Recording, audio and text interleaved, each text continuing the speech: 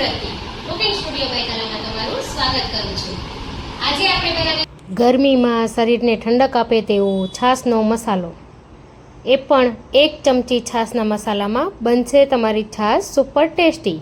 તો તમે જોઈ શકો છો કે મસાલો કેટલો સરસ ગ્રીન બન્યો છે। તો તમારે પણ આવો સરસ મસાલો બનાવવો હોય તો મારી રેસીપીને પૂરી જોજો। તો ચાલો જોઈ લઈએ રેસીપી। તો સૌથી પહેલાં મેં અહીંયા એક મોટી પૂડી જેટલા ધાણા અને એક પૂડી ફુદીનો લઈ લીધો છે, તેને સાફ કરી લીધા છે અને ધાણાને આ રીતે દાંડીઓ સાથે જ લીધા છે। તો દાંડીનો ઉપયોગ પણ આપણે કરીશું, એકદમ કૂણી દાંડી હોય છે એટલે એનો ઉપયોગ પણ કરીશું। આને આપણે 1 થી 1.5 દિવસ સુધી આ રીતે પંખામાં જ રાખવાના છે। તો આ રીતે સરસ ધાણા સુકાઈ ગયા છે, થોડી દાંડલી સાથે જ આ રીતે સુકવ્યા હતા, તમને ખબર છે। તો આ રીતે સરસ સુકાઈ ગયા છે અને ધાણાને હાથમાં લઈ અને આવી રીતે મસળીએ તો તમે જોઈ શકો કે પાવડર બિલકુલ થઈ જાય છે આ રીતે। ત્યાર પછી આ ફુદીનો છે એને પણ સૂકવી લીધો હતો આપણે, અને એને પણ તમે જોઈ શકો કે આ રીતે એકદમ ડ્રાય થઈ ગયું છે। આ 15 થી 20 પાન છે, આ રીતે જો બધું જ સરસ સૂકવી લેવાનું છે। તો આ 3 વસ્તુ સૂકવી લીધી છે અત્યારે મેં, ધાણા ભાજી, ફુદીનો અને લીમડાના પાન, જેનાથી ફ્લેવર ખૂબ જ સરસ આવશે અને સરસ મસાલો ગ્રીન બનશે। ત્યારબાદ મેઇન ઇન્ગ્રેડિયન્ટમાં આ 4 ચમચી જેટલા આખા ધાણા, 4 ચમચી જેટલું જીરું, મોટી 4 ચમચી જેટલું સંચળ પાવડર લીધો છે। અહીંયા તમે મીઠાનો ઉપયોગ પણ વધારે કરી શકો, પણ જો તમારે મીઠું લેવું હોય સાથે મેં અહીંયા 2 મોટી ચમચી જેટલું મીઠું પણ લીધું છે। તો સંચળ પાવડર અને મીઠું લીધું છે, બંને લીધા છે।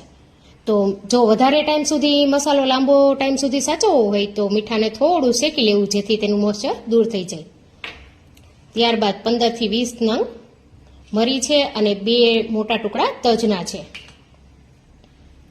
1 મોટી ચમચી જેટલી હિંગ અને 1 મોટી ચમચી જેટલો આમચૂર પાવડર। તો આ આપણા ઇન્ગ્રેડિયન્ટ્સ છે। તો પેન લઈ લીધી છે, તેમાં આપણે સૌથી પહેલાં ઉમેરી દઈશું આખા ધાણા અને જીરું, અને તેમાં જ ઉમેરી દઈશું તજ અને લવિંગ। આ બધું આપણે સરસ શેકી લેવાનું છે 2 થી 3 મિનિટ સુધી।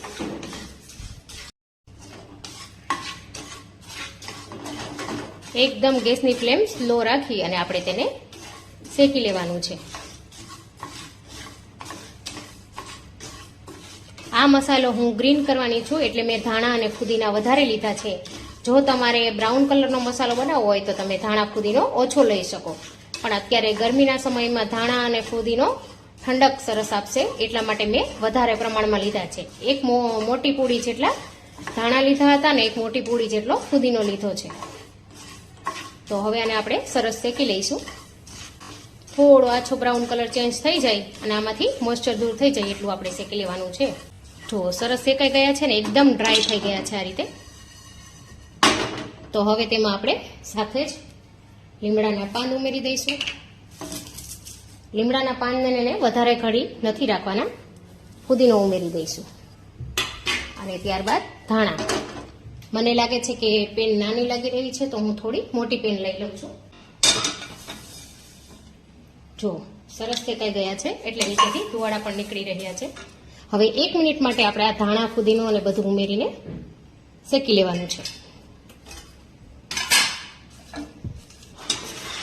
વધારે ટાઈમ સુધી નથી રાખવાનું, જો વધારે ટાઈમ રાખશો તો ધાણા અને ફુદીનાનો કલર ચેન્જ થઈ જશે અને તે થોડા બળી જશે। આ આપણે 1 મિનિટ માટે જ ખાલી શેકવાનું છે, જેથી એકદમ સરસ થઈ જાય। અહીંયા હું ધાણા ફુદીનાનો વધારે ઉપયોગ કરું છું।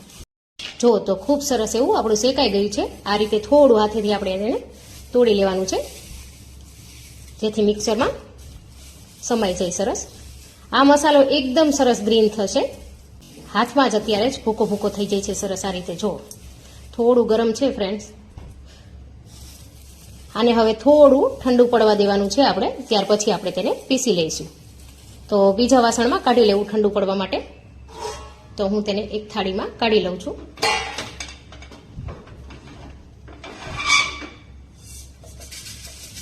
જુઓ કેટલું સરસ દેખાઈ રહ્યું છે આ રીતે। હવે 10 મિનિટ ઠંડુ કર્યા બાદ આ મસાલો સરસ એકદમ ઠંડો પડી ગયો છે. તો હું તેને એક મિક્સર જારમાં લઈ લઉં છું.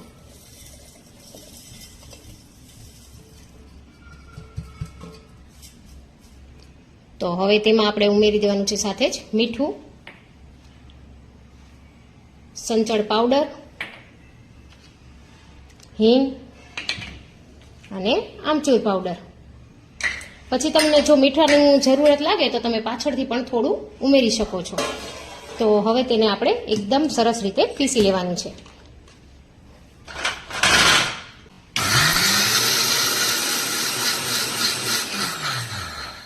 આપણે તેને મિક્સરને ચાલુ બંધ કરીને પીસીશું તો સરસ એવું પીસાઈ જશે. એકદમ સરસ એવો પાવડર અહીંયા બનીને તૈયાર થઈ ગયો છે ગ્રીન કલરનો. તો હવે આપણે તેને ચાળી લઈશું. તો હવે આપણે અહીંયા એક બોલ લઈ લીધો છે, તેના ઉપર આ રીતે ચાણો રાખી તેમાં મસાલાને ચાળી લઈશું, જેથી કરી કોઈ મોટા ભૂકો રહી ગયો હોય તો તે સરસ નીકળી જાય.